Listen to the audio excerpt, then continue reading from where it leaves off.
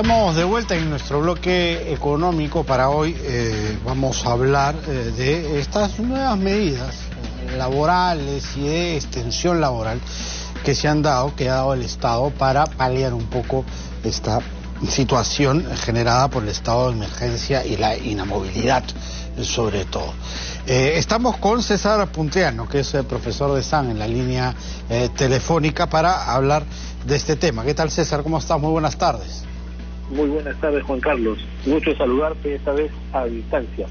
Como debe ser, para guardar y dar el ejemplo en cuanto al aislamiento social. ¿Cómo evalúas este paquete de medidas que se han ido dando durante este periodo de emergencia y que intentan un poco paliar el impacto en el trabajador y también en el empleador, ¿no es cierto? Hay varias medidas. Para los trabajadores, hoy se ha dado una más, retirar hasta 2.000 soles del fondo de AFPs. Ya se había dado una respecto a AFPs, que es que en el mes de abril no va a haber el cobro, el aporte. Eso aumenta en un 10% nuestro ingreso monetario mensual, poder retirar parte de la CTS, pero también hay unas medidas, sobre todo tributarias para los empleadores, ¿no es cierto?, para poder paliar un poco la situación. ¿Cómo lo aprecias tú?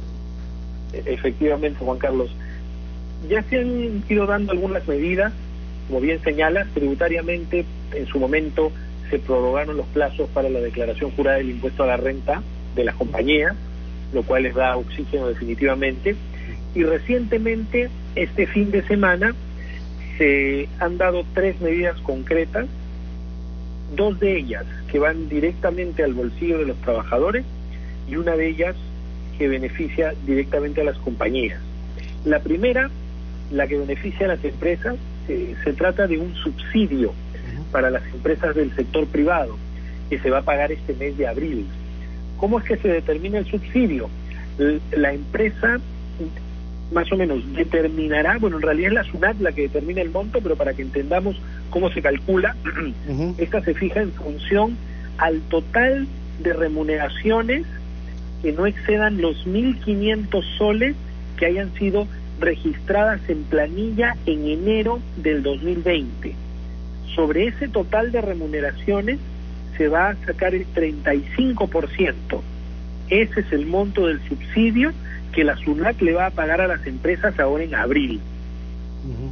O sea, las empresas van a desembolsar 35% menos del sueldo, porque la otra parte va a venir desde el Estado, digamos, trabajador por trabajador. En realidad es una bolsa, o sea, podría ocurrir que ahora en abril la empresa pueda tener más o menos personal de las que tenía en enero. Pero el criterio para determinar esta bolsa que va a darle el Estado a la empresa es los sueldos pagados a los trabajadores cuyo tope de ingreso era 1.500 soles en enero del 2020. Sobre ese total se obtiene el 35% y eso es lo que la SUNAT le va a depositar a las empresas ahora en abril, en función a la información que deben proporcionar hasta el día 7 de abril, que no es otra cosa que el código de cuenta interbancario. Correcto, esto es automático, entonces no hay ningún trámite que la empresa tenga que hacer para ser beneficiaria. Más allá de proporcionar el CCI hasta el 7 de abril a través de su clave SOL, no hay ningún otro trámite.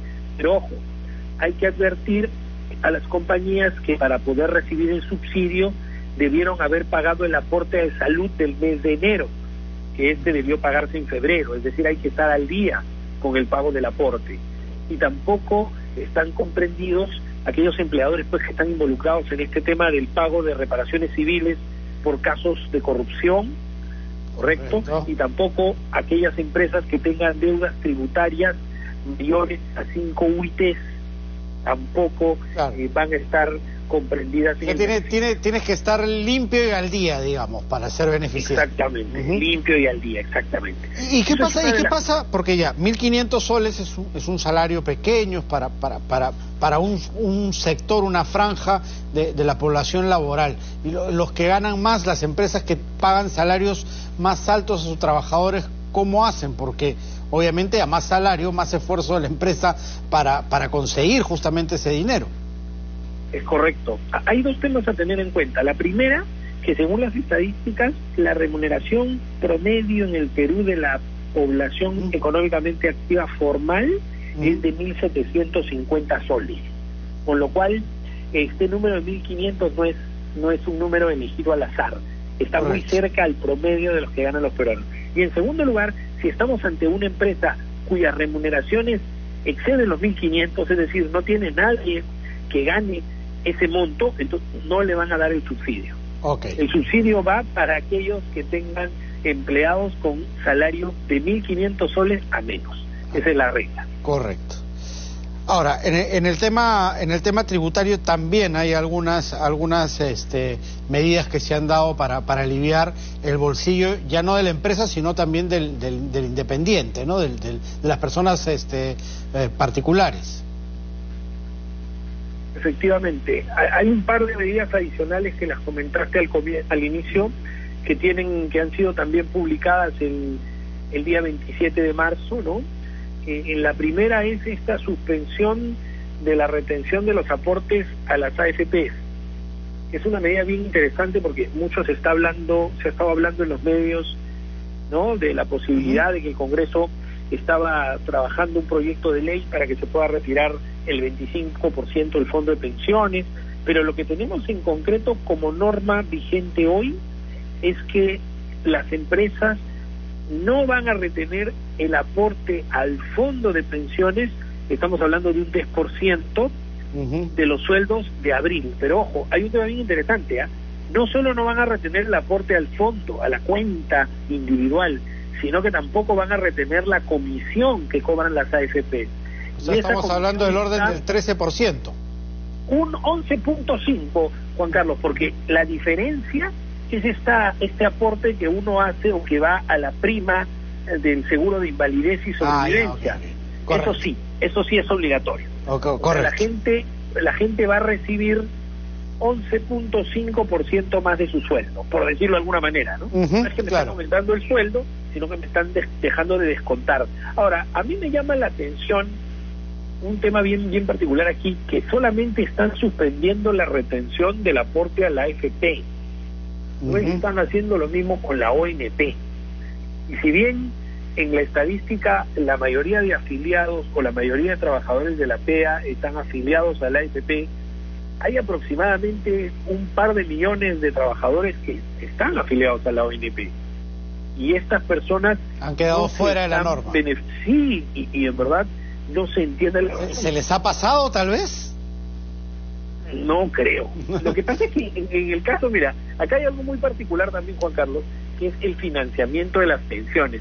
El financiamiento de la pensión privada es con el propio fondo del trabajador. En cambio, el financiamiento de la pensión de la ONP no es con los aportes de los trabajadores activos. Los activos no le pagan la pensión a los jubilados. El Estado también pone plata del presupuesto público. Entonces yo creo que por eso se han aguantado en la medida. A mí me parece irrazonable. Yo creo que también debió ser parte de las medidas que, como dijo el presidente, ahora se están haciendo por solidaridad, ¿no? Y lo otro, siguiendo un poco con las novedades, en línea de lo que tú también comentabas, es que el presidente ahora ha anunciado, todavía no tenemos la norma, pero ha anunciado que los trabajadores van a poder retirar hasta 2.000 soles de su cuenta individual. Pero ojo, no son todos, sino son aquellos que hayan estado desempleados durante los últimos 12 meses. El presidente ha dicho, aquellos trabajadores que en los últimos 12 meses no hayan aportado el fondo. Y pues quien está desempleado no aporta.